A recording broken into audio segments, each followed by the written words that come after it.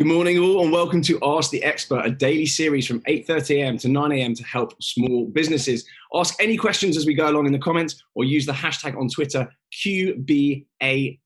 If you need any more advice, join the official Intuit QuickBooks SMB community group on Facebook. Accountants and business experts are on hand 24/7. Now, during today's live session, we'll be running a poll as well, so do engage with that, and at the end, I'll reveal the results. Now, I appreciate some of you watching will know who I am and some of you watching will not know who I am. For the benefit of everyone, my name is Tom, or TGE online. I do a number of different things, but effectively I set up my main business about 2013. So I'm just going to give you a little intro for those that don't know me and to go through what I've basically been up to for the past 8-9 years. So here we go then. As I say, do fire your questions in and we will get onto those at the end of this. We'll do about 10 minutes or so talking through what I've been up to, and then we'll get onto your questions. So do keep firing those in and those will be collected up and I'll get into those. So let's kick off then. Effectively then, my background, I'll start with a little bit of education stuff first. So originally I actually went into law at university. I did a law degree and then I went into law school straight away after that. So I did the LPC for those familiar with that. My original aim was that I was going to go into law and I was going to be a solicitor, and this was going to be something that I really wanted to do. It transpired as I went along during my law degree and during law school that I slowly started realizing that's not really what I wanted to do. Fast forward a little while on after that, I finished law school. I spent 2 years out kind of working on small businesses, doing a bit of traveling. And then I went into a role in finance actually with kind of a legal kind of twist to it. I won't go into too much depth on that, so kind of keep things a little bit more separate on the job front. But I started a role in finance. Around the same time as that as well, alongside my twin brother, we were hugely into fitness at the time. We started a fitness brand. Now this fitness brand is called LDNM or LDN Muscle. Those of you into the fitness world will have heard of it already. Effectively, we started actually that business with digital training. Now that company, it's still going today and it's expanded hugely from beyond the kind of its very humble means. We set that up with kind of 50 quid on Company's House, literally just the startup fee on Company's House, and a number of free social media accounts. So we didn't inject any cash into that. We just effectively started it just online, word of mouth, and using kind of, we had a bit of a following online, myself and my twin brother, and a couple of other boys actually we started the business with. And we just basically grew it and we snowballed it from social media. So it was kind of, it's not the usual way a lot of businesses start. Usually kind of businesses chuck cash in at the start, but we kind of just snowballed it from there. And we released our first sort of purchasable product within a few months. And that was actually a download, a weekly workout download that we released. It was all created in-house by us guys. And it was effectively PDF / kind of Word document, very, very rudimental, kind of just a basic document, but it was a new workout every single week. And we called that, I think, Chest Sunday, chest on a Sunday.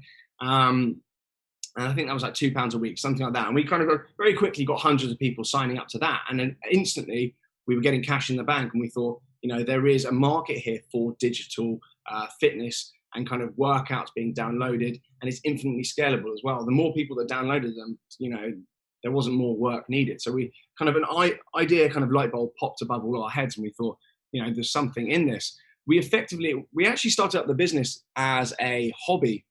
We didn't really, early doors, we kind of just set it up in the first few months. We set it up as kind of an advice platform and we had people engaging with us, asking us questions on Twitter, Instagram, Facebook. And we kind of did, as I say, we just set it up as something that we enjoyed and a bit of an advice platform. But we threw the first kind of purchasable product out there just as kind of a tester to see whether or not people would actually buy something. So the business came around kind of just from passion, really, and kind of just from something we wanted to get involved with anyway. The money was like a secondary, which, again, I guess is pretty rare. We had no plan. We had no business plan. We had no backers. It was just a few boys basically just making stuff up on their mobile phone. So very, very humble beginnings. Cut a long story short then, kind of down the line, what have we done since? The business is now spread across a number of different areas. We still have our training programs, our online training programs. We have what's called the Cutting Guide and the Bikini Guide, which is our mainstay and kind of the cornerstone of the business, which are fat loss plans, which you can download. We've had hundreds of thousands of downloads of those from all over the world. I think 100 and something different countries have now downloaded those. And what's great about that is that you can get them from anywhere in the world. So it is kind of completely scalable. There's no borders at all with those kind of products. So we've kind of focused around the online training, and that's what's built the business really. And as I say, the margin on them is absolutely, it's pretty much 100%. Because obviously we're developing them in-house and they're all products that we're making. So 100% margin on our digital products. Very, very cool. Anyway, we're now in education. We have education centers which give out fitness qualifications, so you can qualify to be a personal trainer. You can qualify to be a nutrition coach. We do postnatal, and we have education centers actually around the country now doing that. We're now in prisons as well, rehabilitating certain sectors of the offending community and getting them rehabilitated and giving qualifications so they can come back into society and actually come out to something they can get their teeth into and make kind of legal, clean money. And not go back to their offending past, something we're really, really passionate about. And my twin brother, James, is heavily, heavily involved in that. So that's really nice to see. We've released a book with Penguin. We've done a #1 app. We sell clothing. We have a supplement line. So the business has kind of expanded in loads of different ways, and it's really, really cool. So really proud of that company. On top of that, I'll have a job in finance. So I'm still doing that day to day. Today is a working day. I'm starting slightly late today. I also have a YouTube channel. My kind of interest outside of fitness, I'm into cars. So I collect cars and I make YouTube videos about my car collection and all the rest of it, and kind of modifying them, buying them, selling them, whatever. So I've got a huge kind of platform there, automotive based. I work with a number of brands on that. That's a business in its own right. I've also got another business with my twin brother called Thread Protect, which is effectively a sneaker protectant business. I have a barber equipment business with my twin brother as well. I have another business based on sneakers as well, which is kind of an information sharing platform, which kind of went huge over lockdown. Absolutely, it just went bonkers. I've got my own apparel off the back of my kind of YouTube, Instagram stuff. So it really is all systems go here. And there's stuff I've missed out as well. I've got a car storage business, which sells storage units. I'm pretty sure I've missed some. Oh, and I had an air freshener business as well, which I actually sold during lockdown. So for those kind of doom and gloom stories, constantly in their news feeds, I actually sold a business with my business partner, not my brother, another chap, and that was called Emoji Fresh. So pretty busy. And there's definitely things I've missed out in there as well. There's all sorts going on, but I kind of produce my own content on YouTube. I edit it all. I manage myself pretty much with brands. So I kind of run through all the pitches. I come up with creative ideas. I basically do everything, all the invoicing. So I would estimate my working week is probably 80 to 90 hours, pretty much every single week. And it's been like that for as long as I can remember. Wouldn't have it any other way. You could call me a jack of all trades and possibly master of none. The fitness business is kind of, it's a bit of an anomaly, as I said, how it started up. Most people, they go to investors, they kind of put a chunk of their own capital in, but we kind of just reinvested a set chunk of it as we went along. So all the money we made, we just kept a chunk back and then we put it back in. And interestingly, we didn't actually spend anything on marketing for about 10 months. So be it Facebook marketing, influencer marketing, anything like that, we put nothing back into the spend. We kind of just hoarded it in account and we didn't really know what to do. As I say, we didn't have a plan. So yes, I can see some questions coming in, so I'm going to get onto them very shortly. So make sure you're firing your questions in, because I will get through those. That's going to be the main chunk of today. I'm going to get into your questions and see if I can tackle those. But I just want to say I hope everyone's had a good lockdown period. I know it's been a kind of a tough time for a lot of people, but there's been a lot of opportunity out there as well. So it's not all bad. And hopefully some of you have taken advantage of that, or some of you are going to use today to capitalize on possibly having some downtime and all the rest of it. So hopefully this can be of use. And hello also to those out there that are watching that are kind of viewers of my YouTube channel and viewers of what I do. Thank you very much for tuning in. I appreciate it. It is a Monday morning, 8:30. It's quite a big ask, so I do appreciate everyone tuning in. I can see some very interesting questions coming in here, actually. So I'm looking forward to getting into these. Very much looking forward to getting into that. I'm just trying to think if I've missed any businesses. I'm sure there are some businesses there. And my brother and I, we also rent out property as well. So we've got some property, but it's on such a small scale, it's not really worth talking about. And what I know about property is absolutely not worth talking about either. I've not made the best decisions with property, so we won't be talking about that. I'm just trying to think what else have I got in there? Yeah, there's a number of different things. Right, I think we are going to get into some questions. Apologies if anyone can hear my dog in the background, by the way. His behaviour his behaviour's gone off the charts during lockdown. Don't know when anyone else has a dog out there that's causing carnage. He's become very needy because he spent 24/7 with all of us. His behaviour leaves a lot to be desired. Right, I think I'm going to get into some questions. We have got the first one here then. We've got Kevin. So a number of you are watching on YouTube, a number of you are watching on Facebook, and again, some of you are asking questions on Twitter as well. So hello to wherever you are. We have got Kevin from the live YouTube feed. He says, "Hi Tom, I was wondering if you have tips for someone who's graduating from uni and wanting to enter the world of investment banking with degrees such as economics, which isn't directly related." Now, I'm not a careers advisor. However, when I went into university, I actually did apply to do economics and law, joint honours together. I think a degree such as economics it's just a very good base point. It's a good degree. It's a degree that you're going to be able to sit in the job interview and someone across the other side of the table is going to look at the fact you've done an economics degree and think, this kid's switched on. He knows what's going on. And I just think you may not, and you probably won't use anything from your degree in your job. Principles, yes.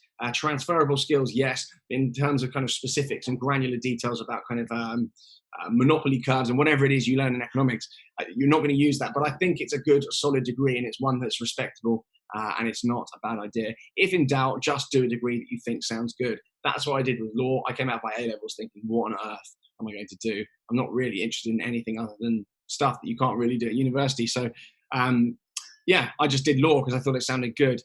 And then as I went along, I wanted to do criminal law, but that's very boring. Kevin, hopefully that has helped.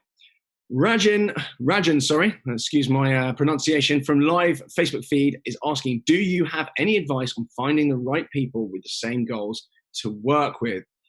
Now, as much as I'd love to sit here and say kind of everything that I've achieved is solely down to me and I'm brilliant and I'm wonderful and I work so hard and I'm incredibly smart, it is hugely, hugely down to, the majority down to people I work with, whether or not that's my twin brother, who's incredibly switched on, incredibly organized, incredibly hardworking.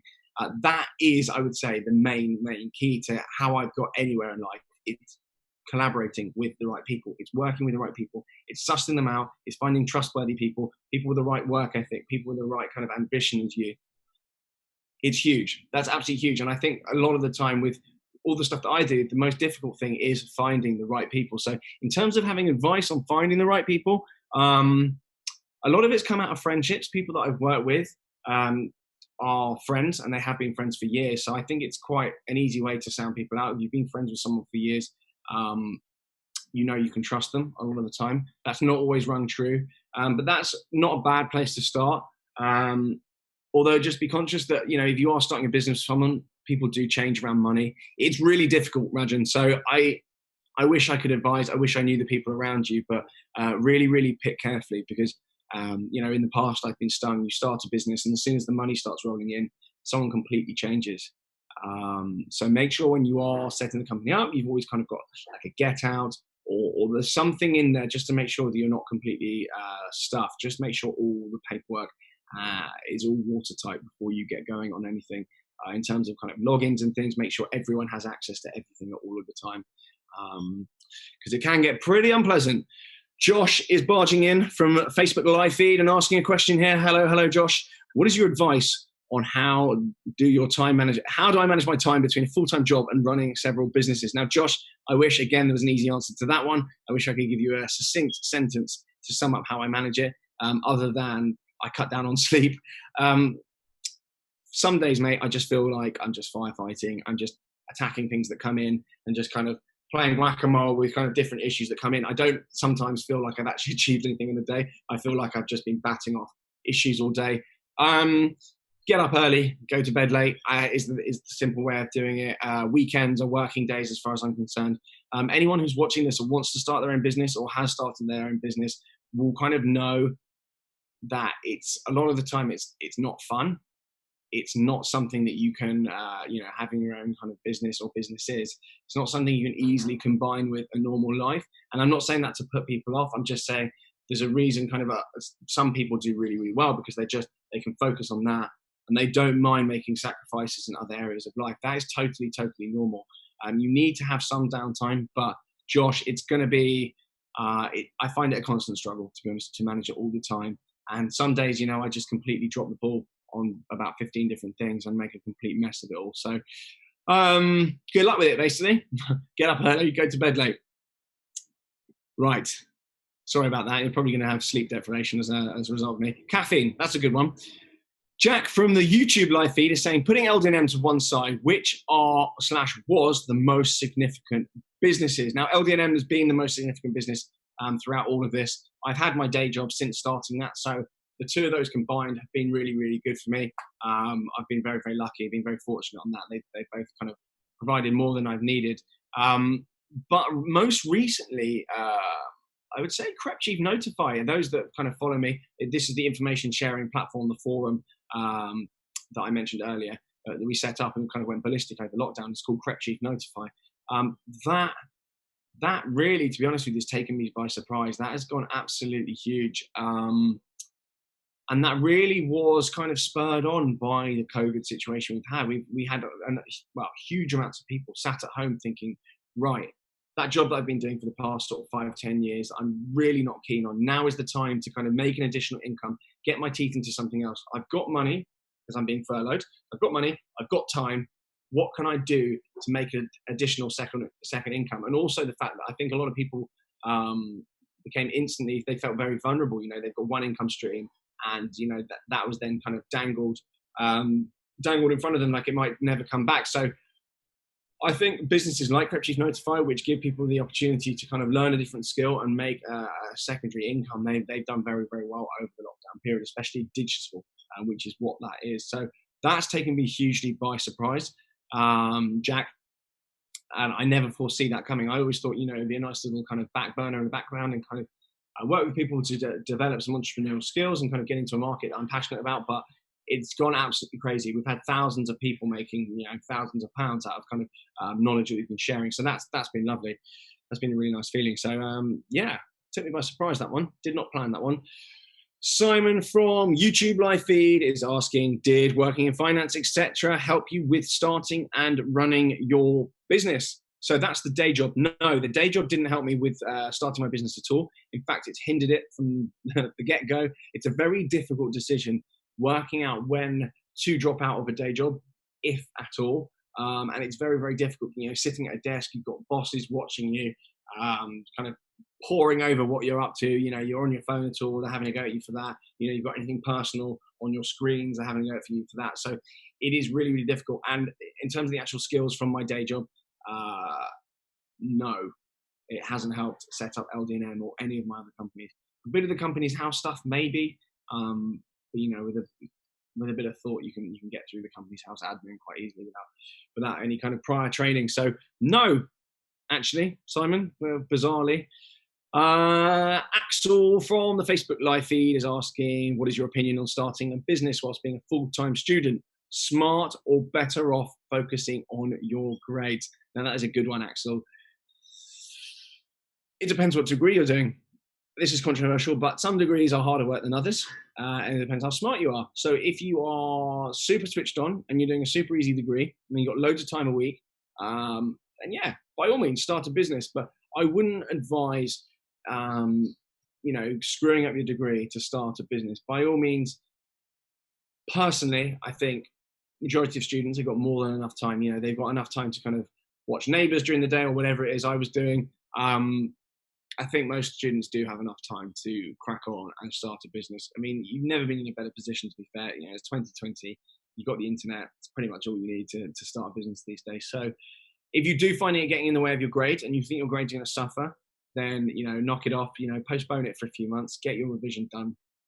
Because at the end of the day, a degree is something that if you do well in a degree, it doesn't guarantee you doing well in life, but it's never, ever going to harm you. It's only ever going to help if you get good grades. So you should prioritize them, really. Joshua from Facebook Live Feed is asking, do you think now is the best time to start a business due to the whole world situation? Yeah, I think, as I said at the beginning of the video, I think due to COVID, there is a lot of opportunity out there. There's a lot of people with a lot of time on their hands that never previously had that time. They're kind of doing a mile a minute in their jobs in something they don't like, but they've never had time to get out of it.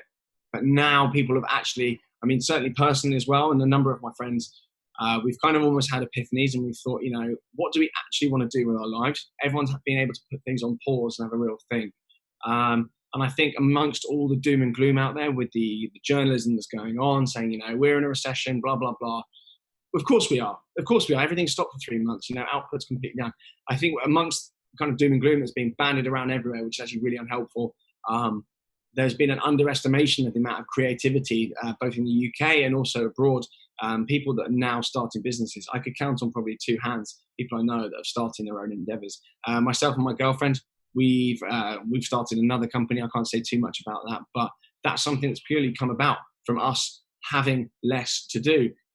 So I think it's been vastly underestimated. I think we're going to see a huge, sharp rise in entrepreneurial success stories being born out of, you know, this kind of mess that 2020 has become. So I think it's a really good idea to start a business. I wouldn't advise, I mean, especially if you kind of your work future is uncertain and you, I wouldn't advise putting a load of cash in.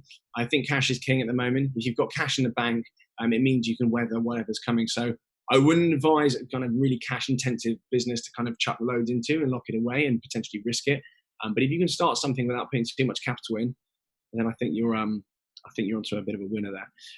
Hopefully that was helpful. Joshua from Facebook Live Feed. Morgan from Facebook Live Feed. You're all on the Facebook Live Feed at the moment. Oh no, we've got some YouTube ones coming in. Don't worry. We haven't forgotten about you YouTube people. Morgan is asking, what is your goal from YouTube? Is there a certain amount in subs you want, or is it just a marketing platform? So my YouTube channel, for those familiar with it, is, well, you already know. Those unfamiliar, I just make car videos, basically.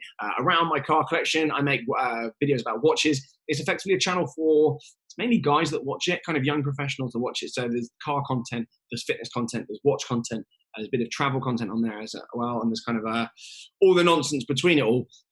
So Morgan is asking, what is my goal from YouTube? Is there a certain amount of subs you want to achieve, or is it a marketing platform? Subs, obviously, that's kind of the acid test. That's what most people assess a YouTube channel by in terms of its success.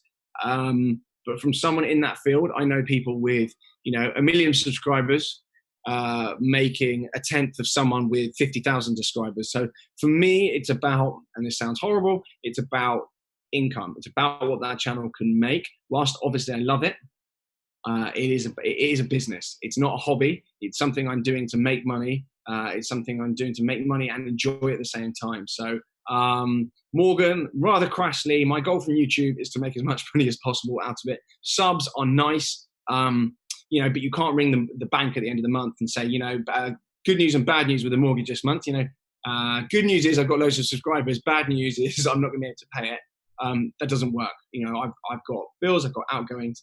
For me, the goal of YouTube is make as much money as possible with it. And it is also a very, very useful marketing platform in terms of my own businesses as well. So I'm kind of an influencer for my own companies, and I can drive huge amounts of traffic through my YouTube, my Instagram, through my own businesses. So it means I can now start businesses without any marketing budget. I can just kick them off. I've got a load of followers. I can just push people through it. And yeah, it's a really cool community. So hopefully that answers your question, Morgan. Hopefully. James from YouTube Live Feed is asking, hi Tom, how do you pick/choose business ideas to run with? Have you started something and binned it off because it had no legs? Yes, I'm sure I have. What have I done that I've binned off? I've binned off loads of things. I've messed up a lot of stuff, but as is the norm of social media, nobody announces the failures. Nobody goes into the failures. Nobody wants to be seen as a failure. So it's not something I've ever broadcasted. What have I done? Oh, I started a business actually, which was called brickorpotato.com, which is effectively a kind of a Moonpig competitor. But instead of sending cards, people could send a brick or a potato to people's addresses. That actually did make money. That made money pretty much off the bat. And they could write a message on the potato and they could send it anonymously. I mean, it's not a difficult business there. But it was printing money. I mean, we were selling potatoes for 15 quid. So pretty good business model there. But unfortunately, the guy that I went into business with didn't have the same drive as I did, shall we say. He lost the logins to websites. Yeah, it all went pear-shaped very quickly. And the guys that were doing dispatch as well, he fell out with them. So the whole thing kind of disintegrated very quickly. So I had to make a speedy exit. But yeah, that didn't go well. I'm sure some of you that have been following me for years will actually know about that business. Banu from Facebook live feed, sorry. How do you manage business partnership disputes when business is split 50-50, not 51-49? That's very difficult, mate. That is very difficult. If you're 50-50 and your business partners is being a swine, it's quite difficult to kind of sort that out. It's compromise, mate. It's compromise. There's always a solution in there somewhere. And you've got to accept in life, you're never always going to get your own way. So sometimes you can give with one hand and take away with the other, maybe on the sly, maybe agreed. But there's always a way. So just the worst thing you can do for your business is have a full-on kind of vigorous dispute, kind of any like aggression or, childish falling out. You're both in the business to make money, presumably. So you've both got a common goal and you need to work with that. So yeah, resist the urge to whack anyone. Phil from YouTube live feed is asking, hi Tom, with a business like Thread Protect, how do you turn the idea into a physical product and set up distribution? Thanks. Now, Phil, that actually kind of gets easier in time. It does get easier to do the distribution side of things. Once you've set up one tangible product and you've kind of got a pick and pack in a distribution center, it becomes a case of just stuffing a product in that warehouse and they will send that out as well. Unless it's something like food or perishables, most of these things, they've got a long lifetime. It does get easier as time goes on, but that is a pain. And that's not something I'm that good at, the organization side, the logistics side. But there are companies that will pretty much just do everything for you. They will take a fee from each item. And that's how I do it. Same with Thread Protect. That's all in a warehouse. I mean, I think a load of people have this vision that I'm sat in the front room with, YouTube merch and trainers, containers of like Trainer Protector, kind of packaging them up every day. Not the case. It's all done from centralized warehouses and it's all outsourced. Same with the LDNM supplements as well. That is all just in the warehouse, and we've kind of got a company that we've hired to sort it all out. So we don't deal with anyone on the floor. We don't do anything like that. It's more expensive, but there's only a certain amount of hours in the day. O'Hale from YouTube live feed. Apologies if I pronounced that wrong. O'Hale, that's a cool name. Do you read books to keep yourself focused and motivated, or are you just self-motivated? My outgoings are so aggressive that that's all the motivation I need to make money. I need to make money, otherwise I am dead in the water. So I don't read books. I've never kind of been someone that kind of goes to self-help seminars and read books and whatnot. I think they're good. If you've got time to do them, they can be really useful. Whatever works for you, mate. The poll results are in. I hope you've been voting in this poll, ladies and gentlemen. The poll results are in. We asked you, did you start a business in a sector you have a passion for? And 34% of you said yes. I think that's really, really important. I think it's really important that you do set up a business, if you can, in an area you enjoy, and that's how LDNM came about. Now, that is all we've got time for, so I'm just going to wrap things up. If you've got any questions, then please get in touch with the QuickBooks support team on Facebook or myself on Instagram. My handle is @TGE_LDNM. Bit of a mouthful there. Coming up on Ask the Expert tomorrow is Judith Dugdale, who's head of digital solutions at MHA Moore and Smalley. Judith works with owner-managed businesses across the Northwest, and the clients range in size and complexities from new startups to established and growing businesses across a multitude of sectors. A reminder that if you need any more advice, join the official Intuit QuickBooks SMB community group on Facebook. Accountants and business experts are on hand 24/7. Sorry I didn't get to answer everyone's questions. I will look at those as well. If there's any of my DMs or anything like that, I will answer them. I do answer my DMs, but I've really, really enjoyed it. Thank you so much for getting involved. Thank you so much for tuning in. And yeah, have a good day and have a good week. And I'll see you all very soon. Thanks so much, guys. Cheers.